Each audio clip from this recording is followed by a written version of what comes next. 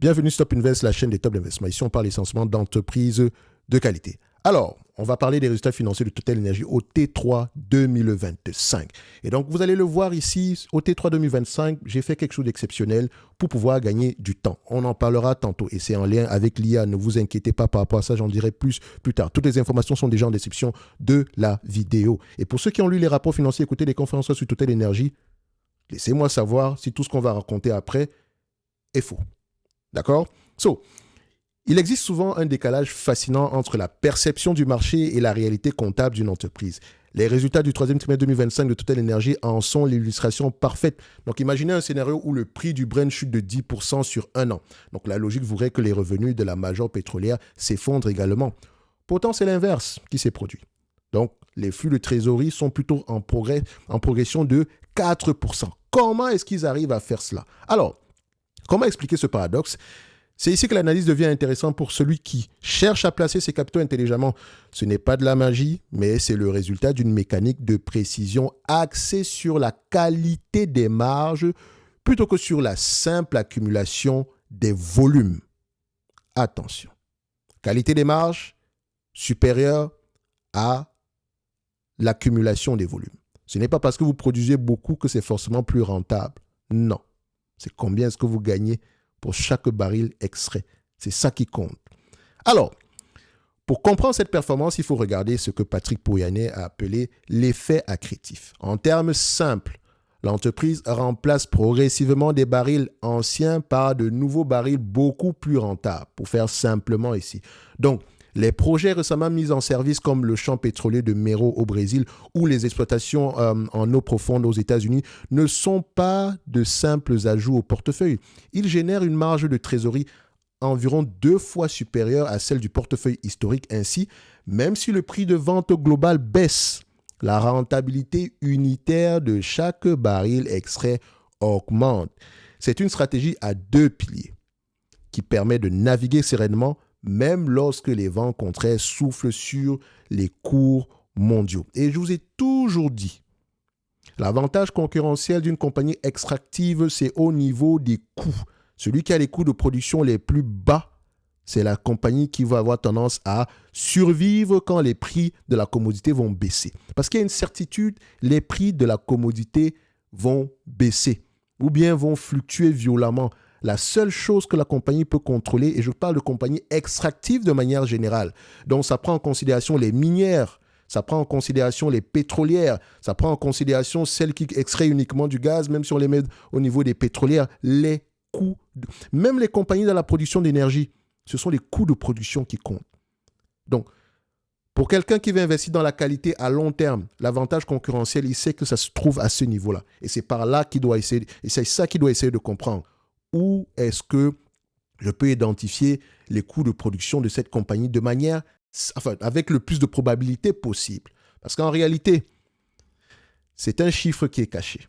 Oui. En fait, l'entreprise, elle n'a pas intérêt à vous dire qu'elle pourrait gagner de l'argent à partir de 25 $. Sinon, le prix de pétrole pourrait continuer à baisser à ce niveau-là. OK? Donc, vous allez voir les compagnies qui ont les meilleurs coûts de production uniquement quand les prix des commodités commencent à baisser. Celles qui ne perdent pas d'argent ou bien qui perdent très peu d'argent avant la dépense en capital de croissance, c'est celle-là qu'il faut avoir tendance à identifier. Et ça fait très longtemps que Total a adopté cette stratégie-là. Avant même Patrick Pouyanné, je vous ai dit que c'est l'une des entreprises les mieux gérées. Et je pèse mes mots dans le secteur pétrolier. Total Energy. Total Energy. C'est l'une des entreprises les mieux gérées. Et ça se voit encore une fois présentement. Et nous sommes en période difficile. Le prix du pétrole, du baril de Brent était à 74-75 $ en début d'année. Aujourd'hui, il est à 64. Peut-être même plus bas que ça en date d'aujourd'hui. Laissez-moi juste aller regarder ça maintenant. Voilà, il est à 60. OK? Il est plus bas que ça. Et si on prend les 5 dernières années, on est presque à un point bas. Alors, le point le plus bas était à 51. Donc, on est à 9 $ ici du point le plus bas. Sur les 10 dernières années, on est plutôt sur une médiane. Donc, le prix du pétrole va avoir tendance à fluctuer dans ces zones-là, 60, 70 $ par là. D'accord? 60 et 70 $ parce que si vous prenez, on en a déjà parlé ici plusieurs fois, n'est-ce pas? Du cash cost curve de McKinsey, je pense bien. Bon, j'en ai parlé plusieurs fois, je ne vais pas revenir dessus. OK? Il faut rechercher cette information-là et voir à peu près où est-ce que sont localisés les zones de production de la compagnie et essayer de voir si cette zone-là a tendance à avoir les coûts les plus bas de manière générale. Parce qu'il y a une certitude ici, c'est que comment on appelle ça?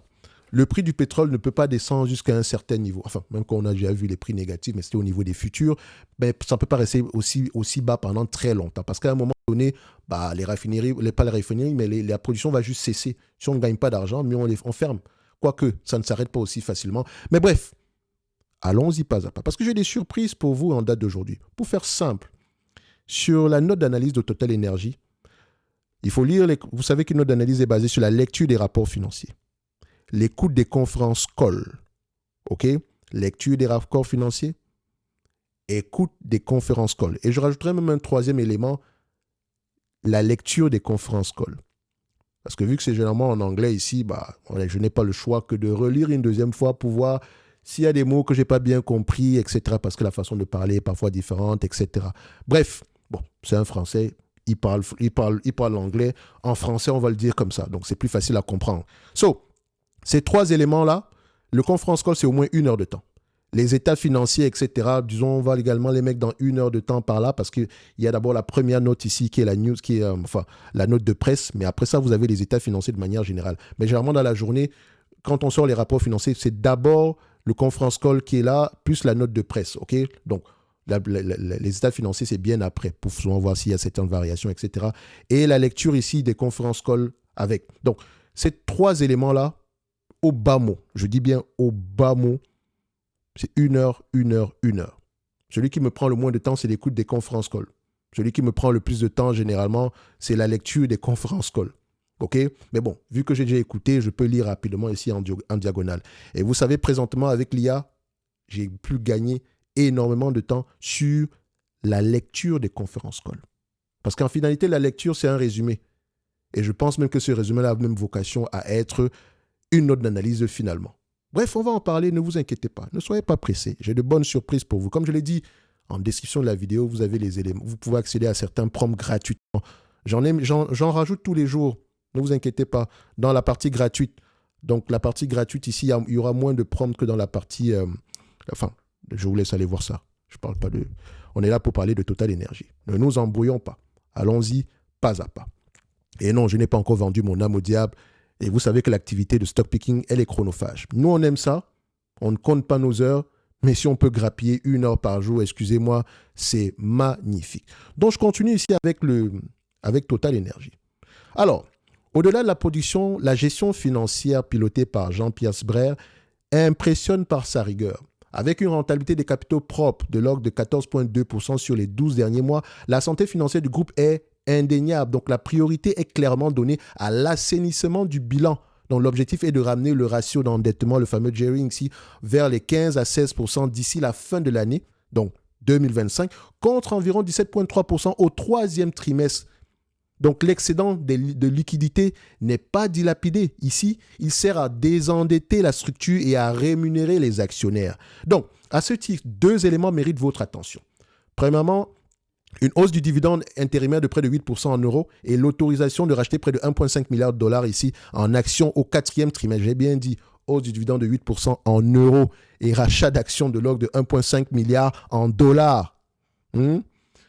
C'est important de mentionner la différence. Donc, ensuite, le 8 décembre 2025, soit techniquement, comme je l'ai dit ici, on s'est basé sur la lecture des rapports financiers et l'écoute des conférences call, mais le 8 décembre est déjà passé, l'entreprise est déjà négociée à New York de manière générale par rapport à l'ADR. OK? Il y a eu cette modification-là qui a déjà eu lieu ici. Et donc, elle pourra ici, ça pourrait, selon le management ici, dynamiser le cours de l'action.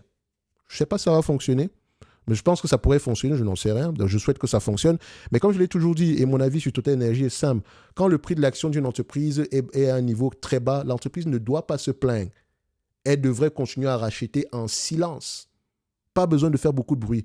Quand j'entends un PDG, et ça c'est quelque chose que j'ai critique généralement, c'est l'une des critiques que je peux émettre sur le PDG, quand j'entends parler du prix de l'action, ça me dérange. Si le prix est bas, rachète en silence. Plus c'est bas, mieux c'est.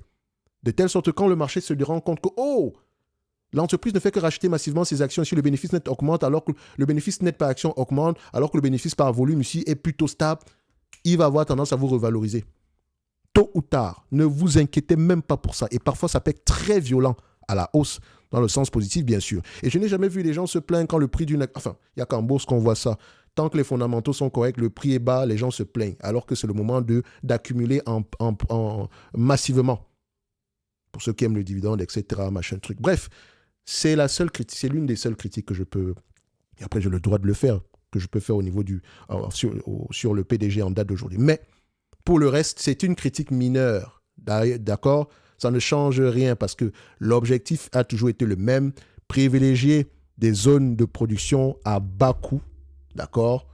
Rester discipliné au niveau ici du développement de ces zones-là et retourner le maximum de cash aux actionnaires. Vous voulez que je me plaigne par rapport à quoi d'autre ? Pour moi, c'est parfait. C'est exactement ça qu'on doit faire.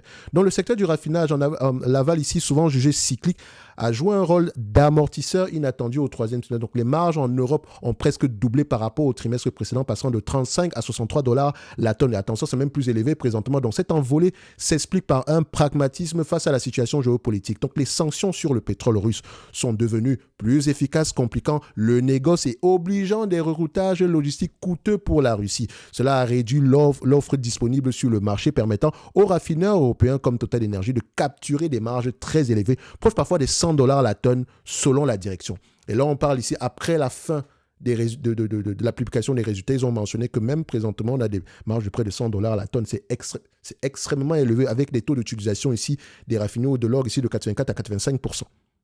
C'est magnifique. Donc, ce qui veut dire que au prochain trimestre ici, on pourra avoir assez d'argent venant de ce côté-là. Bref, sauf si la situation a changé. Mais n'oubliez pas, ça reste un business cyclique. Bref, on va parler de normalisation tantôt tout à l'heure. Bien entendu, tout n'est pas rose. L'environnement réglementaire reste une source de friction. Oui, la direction ne cache pas son agacement face aux directives européennes comme le CSDDD, tout ce qui concerne ici l'ESG, etc. Allez-y voir ça ici.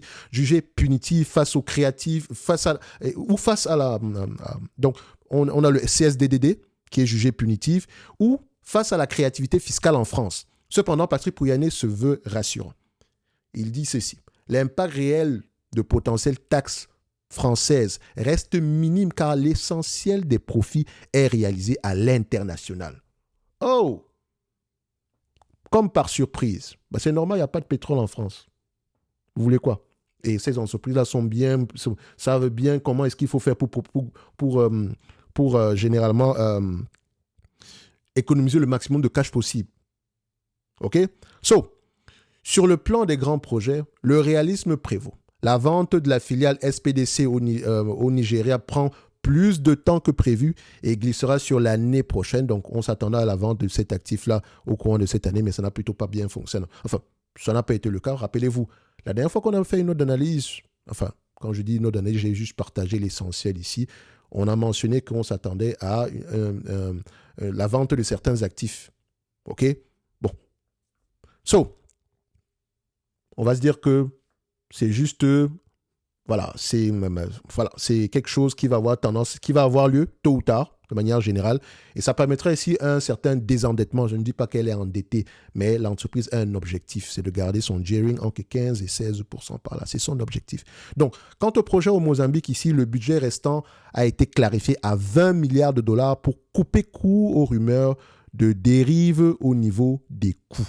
Alors, si vous vous engagez, par exemple, ici, sur ce dossier, si vous voulez vous positionner, voilà à peu près quelques éléments sur lesquels il faudrait prêter attention. Premièrement, ne regardez pas seulement le prix du baril à la télévision. Ce qui compte, donc, quand vous entendez, oui, le prix du baril a baissé. Attention, c'est le seuil de rentabilité des nouveaux projets qui est important. En Irak, par exemple, les barils sont rentables dès les 30 à 40 dollars. Donc, ça, c'est votre marge de sécurité. Je n'invente rien du tout. Quand je vais chercher ici la transcription, je vais mettre ici Irak. OK?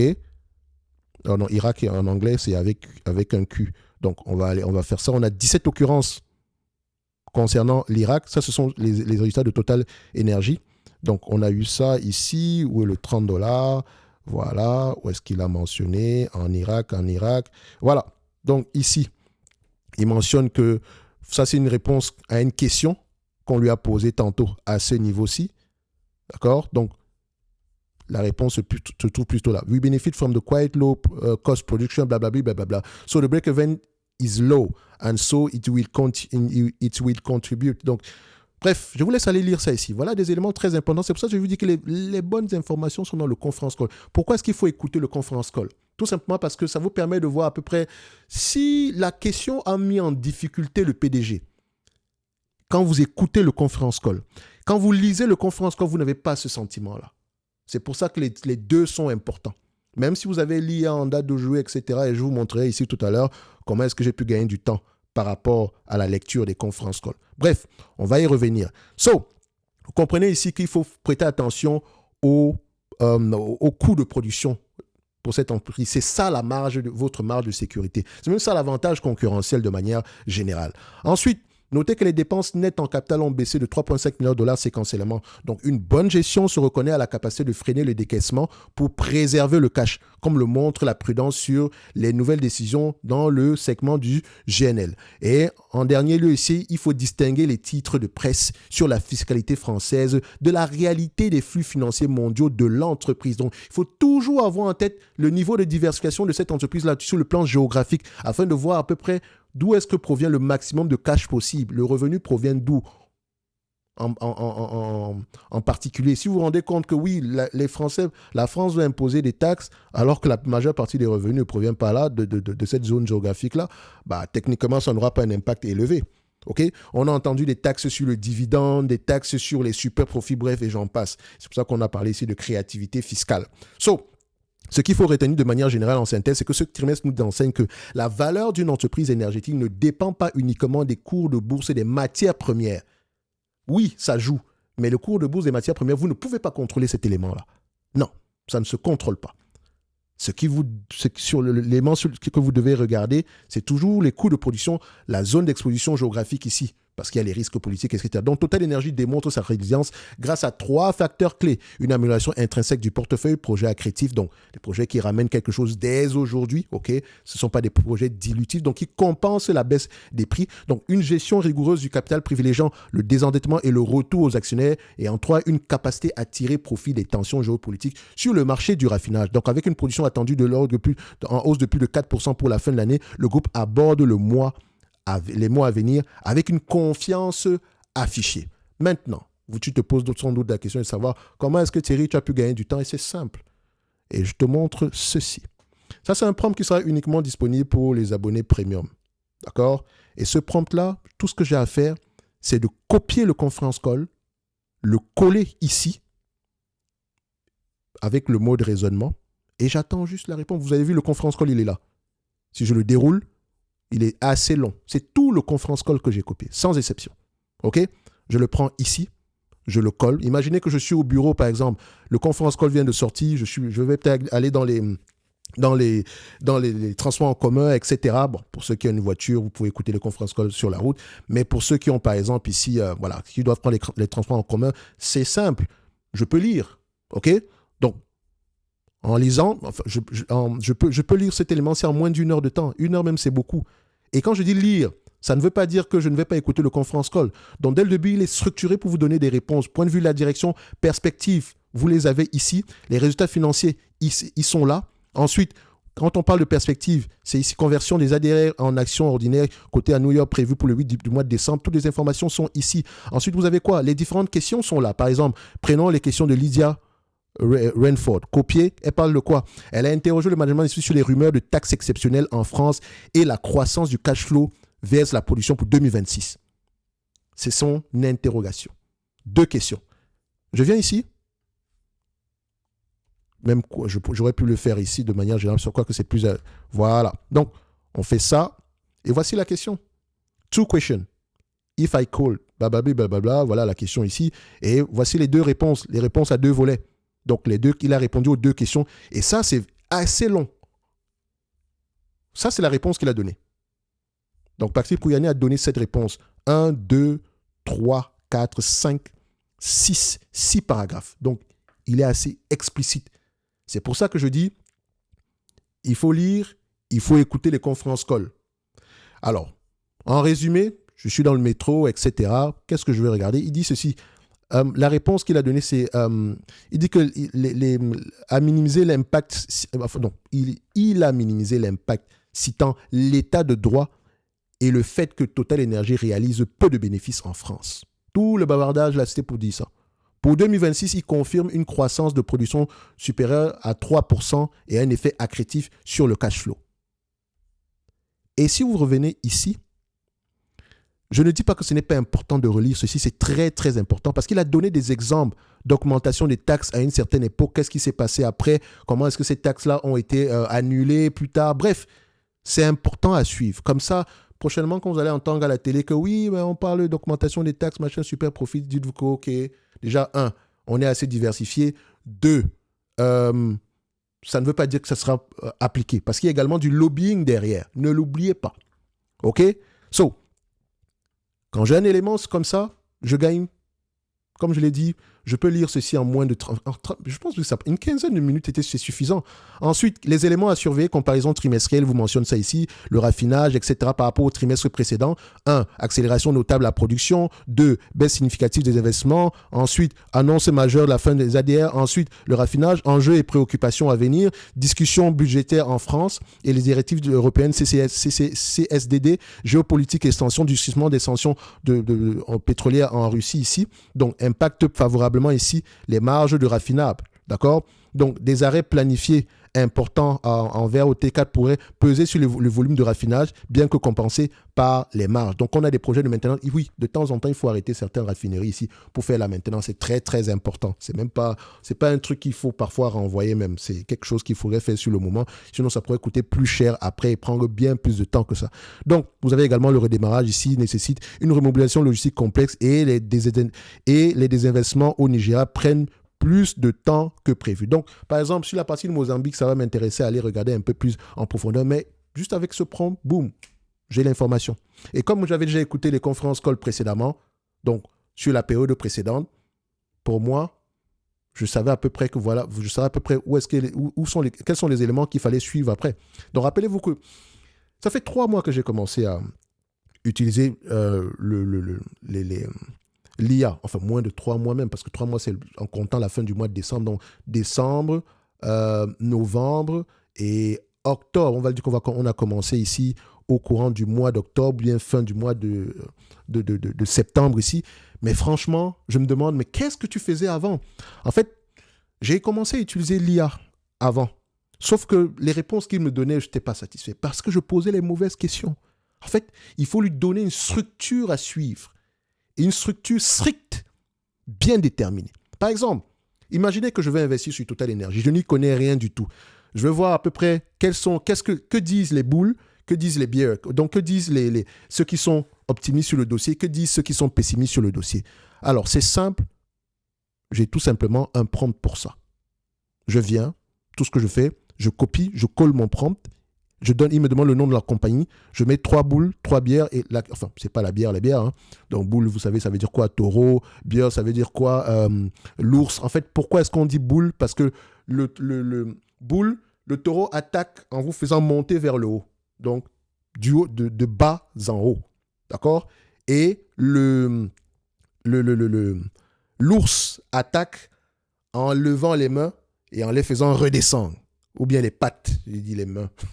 Oh, Thierry, ton ours a les mains. Incroyable. Donc, en levant les pattes et en les faisant redescendre. C'est pour ça, en fait, l'analogie. C'est ça, en fait, la vérité. C'est pour ça qu'on dit boule et c'est pour ça qu'on dit bière. Normalement, c'est positif, négatif. Aussi simple que ça. Donc, il me demande combien tu veux. 3 ou 2? Je préfère 3. Donc, je rappelle, je ne connais rien sur la compagnie, etc.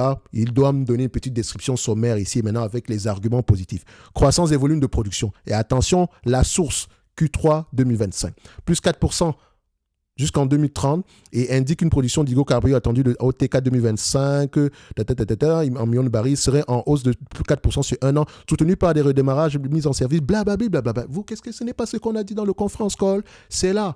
Donc, je n'ai même pas encore écouté le conférence quand je lance cet élément-ci. J'ai des informations factuelles parce que nous, quand on veut faire du stock picking, on veut des faits.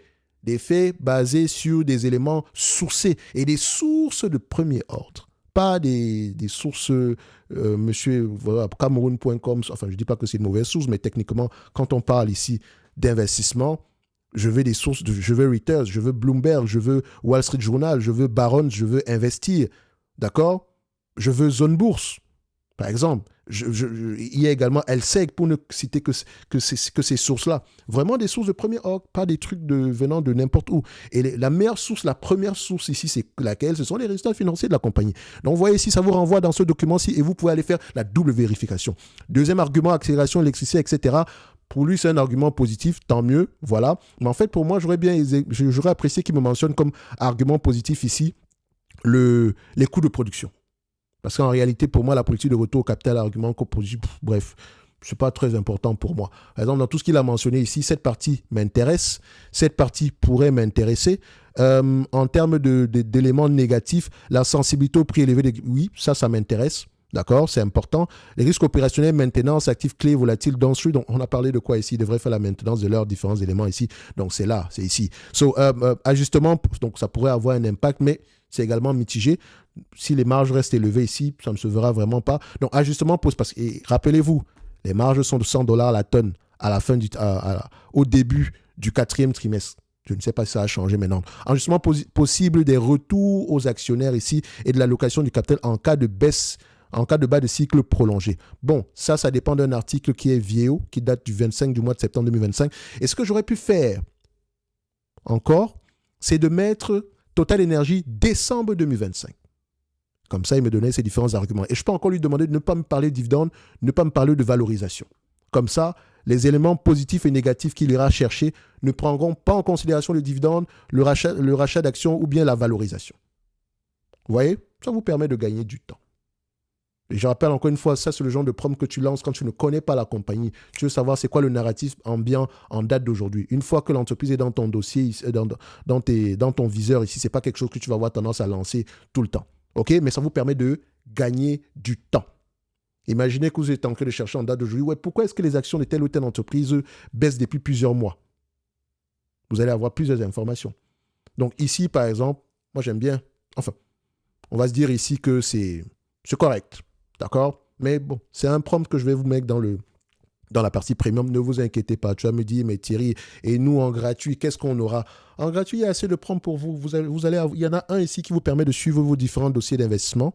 D'accord? Il y en a un autre ici qui vous permet ici de pouvoir identifier quel est votre niveau de tolérance au risque.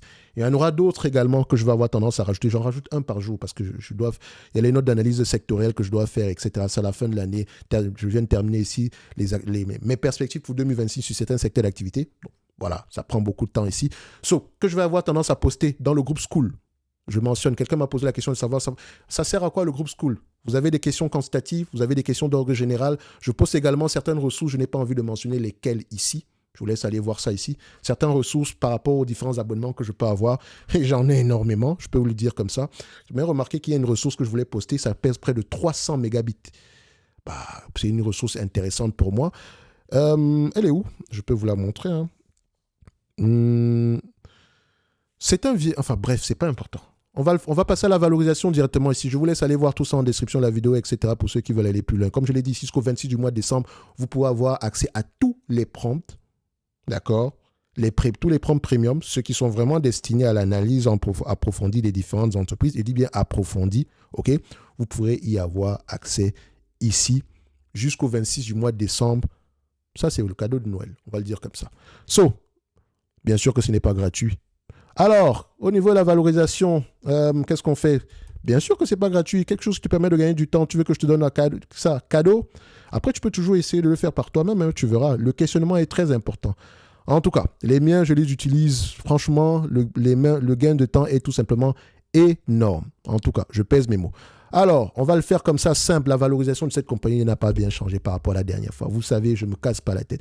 Cette compagnie, je prends les cash flows opérationnels. J'aime bien la variation des cash flows opérationnels. Parce qu'en termes de free cash flow, on aura la dépense en capital peut avoir tendance à augmenter. Mais les cash flows opérationnels sont plutôt stables. Et ils pourraient même augmenter sur les années à venir. Si on prend à peu près je les mets comme ça, voilà. Vous voyez qu'on a une accélération à partir de 2020. Mais là, on va revenir à peu près à une certaine moyenne par rapport à ce qu'on a connu par le passé.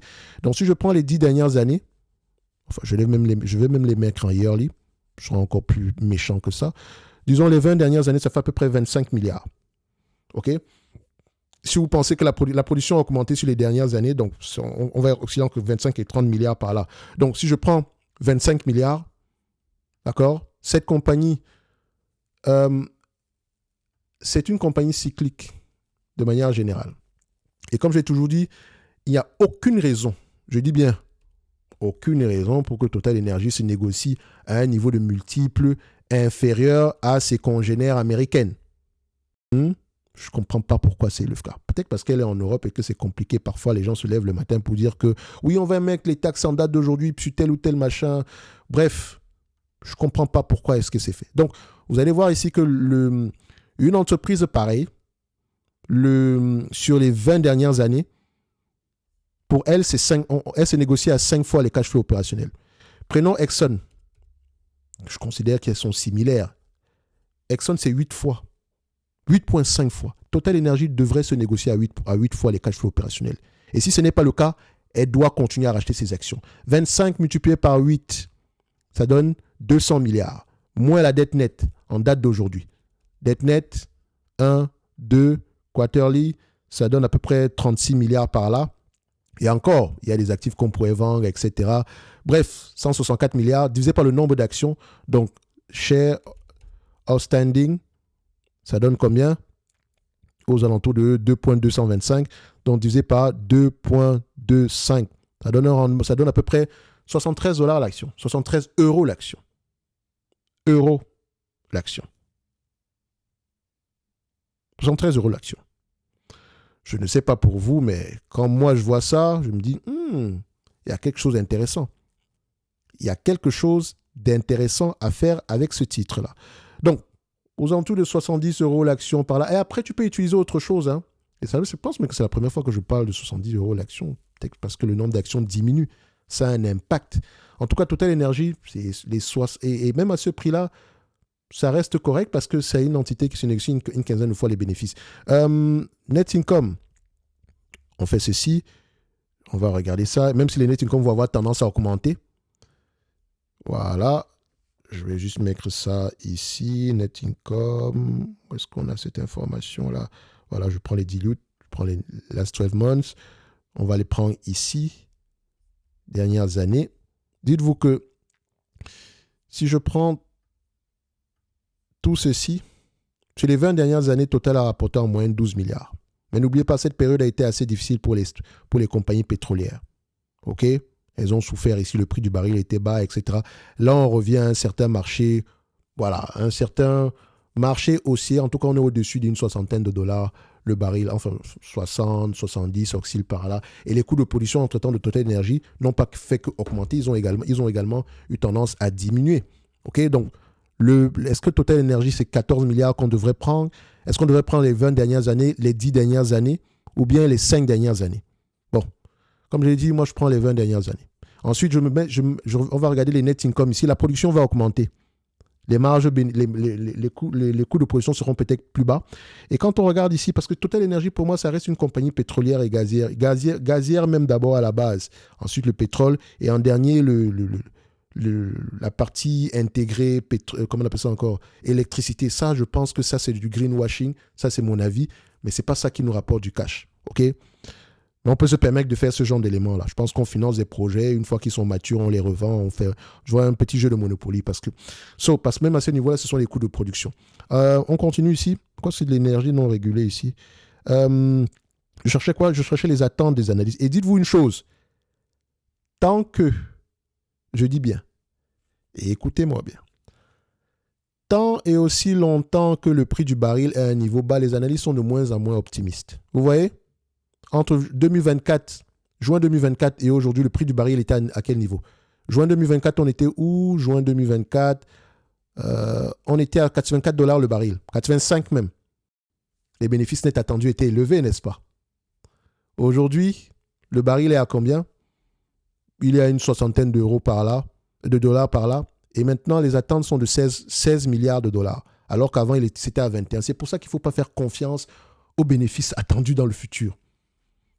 Parce que le prix de la commodité peut changer à tout moment. Si le prix du pétrole est à des niveaux assez élevés, tu vas voir des pays comme le Venezuela qui vont te dire qu'on augmente la production. l'offre sera peut-être plus élevée que la demande. Et donc, c'est un problème. So, le meilleur prix pour moi, c'est aux alentours de $35. Si vous avez des Total Energy à $35 le baril, l'action, dormez sur vos deux oreilles, les amis. D'accord? Dormez sur vos deux oreilles. On avait dit qu'on était à $70 l'action par là, 70, 72. Je ne vais pas me casser la tête ici. On avait fait 25 multiplié par 8. Donc, 25 multiplié par 8, divisé par le moins à peu près 36 milliards de dollars par là, divisé par le nombre d'actions. On avait combien? Nombre d'actions 2,25. Oui, je sais, certains vont me dire, oui, mais c'était moins que ça. Non, je ne cherche pas la précision, les amis. Ça fait à peu près 73 € l'action. Donc, je viens ici. Je mettrai 73 € l'action. On va faire ça. Total Energy, c'est dans ce segment. On va faire ça. Donc, déjà, reprenons avec notre exemple concernant ici le bénéfice net. J'avais oublié que c'était même ça que j'étais en train de faire présentement. On avait pris la moyenne à combien? Bénéfice par action, pas le bénéfice par action. Donc, net income ici, on l'avait pris à combien? Voilà, 1, 2, 3. D'accord. On s'attend à 16 milliards les mois à venir. Donc, je suis en yearly. Sur les 5 dernières années, on a à peu près une quinzaine de milliards par là. Sur les 20 dernières années, on a à peu près 14 milliards par là. Donc, on s'attend à peu près à 6 milliards sur les 3 prochaines années. Ça pourrait mettre plus que ça, etc. Bref, je prends 14. C'est un business qui pourrait s'échanger à 15 fois les bénéfices. Ça monte à 210 moins la dette nette. OK? Ça fait à peu près 36, moins 36 milliards, divisé par le nombre d'actions, divisé par 2,25, je pense, si ma mémoire est bonne. On tombe à 77 € l'action. Bref, 73, 77, bref, ce qui est sûr, c'est supérieur à 55. Au prix actuel, par exemple, si c'est une compagnie qui génère à peu près 14 milliards par an, on vous demande de payer 120 milliards pour cette entreprise. Captation boursière actuelle. Aïe, aïe, aïe. Je viens de faire une erreur monumentale. Ça, c'est une erreur que j'ai tendance à faire sur les... Attention. Et je vais juste modifier ceci. Ça va, vous allez voir. Le prix va changer. Attention. Attention. Ça, je comprends pourquoi le 75 ici, je me dis, mais il y a quelque chose de bizarre. Pourquoi est-ce que ça peut augmenter aussi vite? Je prends en euros. C'est une dizaine de milliards. Les attentes, attention. Parce que je prends le TTE européen. Le nombre d'actions divisé par la monnaie, ça va vous donner une capitalisation en euros. Et donc, si c'est en dollars la monnaie principale, alors que c'est revendu en euros par action, ça se négocie en euros par action, il faut modifier la devise. Donc, même ici, quand je vais regarder les attentes des analystes sur les 3 prochaines années, je fais quoi? Je mets en euros. Ah ouais, heureusement.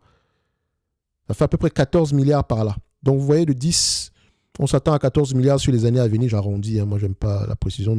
Pas très important non, également. Du moment où c'est supérieur à 10 milliards, on est bon. 10,5, ça doit à peu près 157, moins la dette nette. Donc, moins la dette nette qui sera également en dollars. Ici, je mets en euros. Voilà. On tombe à 30,4, moins 30,4. Ça donne 127 divisé par le nombre d'actions ici. Et on va le prendre ici en quarterly. C'est 2,25 divisé par 2,25. Ça fait combien? 56. Ah. Elle dit quoi? Elle est correctement évaluée. Mais non, je ne pense pas. Parce que je dis une chose. Une entreprise qui s'est négociée à 15 fois les bénéfices, une compagnie pétrolière qui a un pricing power parce qu'elle a des coûts de production bas, rachète massivement ses actions, développe de nouveaux segments, développe ici de nouvelles zones d'exploration qui vont bientôt être mises sur le marché, prévoit une augmentation des volumes, tout en maintenant les marges à des niveaux corrects. Tout ce qu'il faut pour que ça prenne feu, c'est que le prix du baril reste à des niveaux intéressants. Et un niveau intéressant, c'est combien? 70, 60, 60, 70 par là pour cette compagnie. Et donc, si on le prend à ce prix-ci, ça fait à peu près 56 € l'action. Au prix actuel, On va se dire que c'est correct, mais c'est un prix intéressant pour continuer à accumuler. Pour quelqu'un qui reçoit un dividende de près de 6,13%, pour une entreprise qui génère à peu près 10,4, qui pourrait générer à peu près 10,4 milliards par an, ça fait à peu près un rendement sur coût de près de 8%. On vous donne 6,13%. Ça reste intéressant, n'est-ce pas? En tout cas, moi, je trouve que ça reste intéressant. Maintenant, si on le prend avec les cash flows opérationnels, parce qu'on avait une autre forme, et je pense que ça sera un peu moins élevé que ça, on était à combien? Mettons ça en euros. OK. La médiane, je prends les, voilà, 5 dernières années, très élevé, 10 dernières années, on est à peu près à 22 milliards par là. Voilà, 22 multiplié par 8, ça fait 176, moins 30, divisé par 2,25, on tombe à peu près aux alentours des 65 euros l'action. Donc ici, ça sera même plus élevé avec celui-ci, parce que c'est en euros. OK, parfait. 65, donc on est à 56, 65 par là. C'est correct également. OK. Quoi d'autre?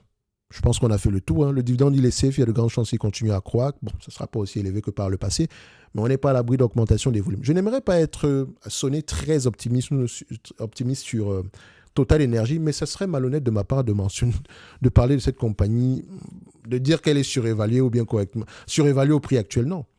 C'est une entreprise intéressante pour un certain type de profil. OK? Et je pense que si tu as ce type de profil-là, peut-être ça pourrait être bien pour toi. Est-ce que moi, ça m'intéresse? Non, ça ne m'intéresse pas du tout. Peut-être encore que ce n'est pas parce qu'une entreprise m'intéresse qu'elle va forcément faire quoi que ce soit. Comment on appelle encore ça? J'aime bien le tangible book value. Je vous ai toujours dit que les compagnies pétrolières, si vous en chopez une à un prix inférieur à ses actifs tangibles nets par action, gardez-la jalousement. Ici, c'est 30 $. Et encore, les actifs tangibles qui ont tendance à augmenter avec le temps et qui sont constitués essentiellement de réserves. Et la valeur des réserves fluctue également, n'oubliez pas, par rapport au prix du baril à la fin de l'année. Ça fluctue généralement. Donc, il ne faut pas oublier également que quand on a un prix du baril très élevé, ça pourrait avoir un impact sur la valeur des réserves ici. Et alors que l'année prochaine, alors que le prix du baril est en train de baisser. Bref, une trentaine d'euros, si vous l'avez acheté à ce prix-là, ne vendez, je sais pas, ne touchez jamais vos actions. Laissez léguer-les même si vous voulez. Voilà. Je mettrai ici combien? On va mettre 56 euros par là. Voilà, je peux couper la poire en deux, plus 56, divisé par 2, ça donne combien? J'ai le droit de le faire. Je ne cherche pas une estimation précise, je veux une moyenne de manière générale. J'ai utilisé 2 moteurs de valorisation, je peux accorder des... Donc, on était à 52 la dernière fois, je mettrai à peu près une soixantaine ici, 56, 60. Bref, celui qui va voir cette vidéo, c'est à peu près ce que je pense, ok? On va faire ci, bim, bada, boum. Et le plus important, ce n'est pas le prix. Le plus important, c'est est-ce que je comprends ce que l'entreprise fait? Est-ce qu'il y a des perspectives de croissance intéressantes? Qu'est-ce qui compte réellement dans ce business? C'est ça qui devrait vous intéresser. Le prix, tout ça, ça fluctue. On n'a pas de contrôle dessus.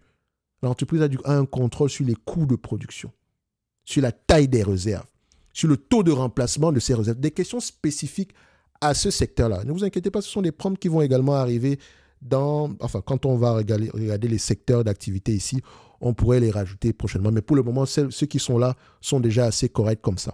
OK? Ça vous permet de répondre au maximum de questions possibles. Comme je l'ai dit, le prompt sur les transcriptions vous permet de gagner du temps. Sera dans le premium. Et le prompt sur les